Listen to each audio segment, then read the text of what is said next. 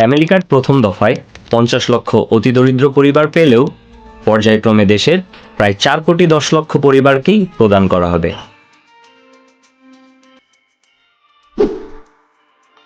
BNP family কার্ডের মাধ্যমে দেশের দরিদ্র 50 লক্ষ পরিবারকে পরিবারের নারী সদস্যের মাধ্যমে 2,000 টাকা নগদ কিংবা তার সমমূল্যের খাদ্য সামগ্রী দেওয়ার পরিকল্পনা করেছে। এতে বছরে প্রয়োজন হবে 12,000 কোটি টাকা, যা সামাজিক নিরাপত্তা বেষ্টনী খাতে প্রায় 1,16,000 কোটি টাকার মোট বরাদ্দের 10.28%। ফ্যামিলি কার্ড কর্মসূচির অর্থায়ন প্রধানত বিদ্যমান সামাজিক নিরাপত্তা ব্যয়ের দক্ষ ব্যবস্থাপনা ও পুনর্বিন্যাসের মাধ্যমে সংস্থান করা হবে। বর্তমানে সামাজিক নিরাপত্তা বেষ্টনী খাতে 140টিরও বেশি কর্মসূচি চলমান।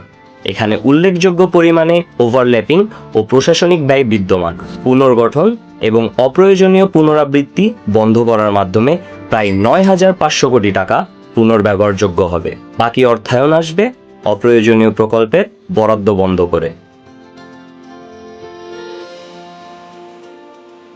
এনআইডি কার্ড যেমন প্রতিটি নাগরিকের অধিকার, সেভাবেই ফ্যামিলি কার্ড হবে দেশের প্রত্যেক পরিবারের অধিকার।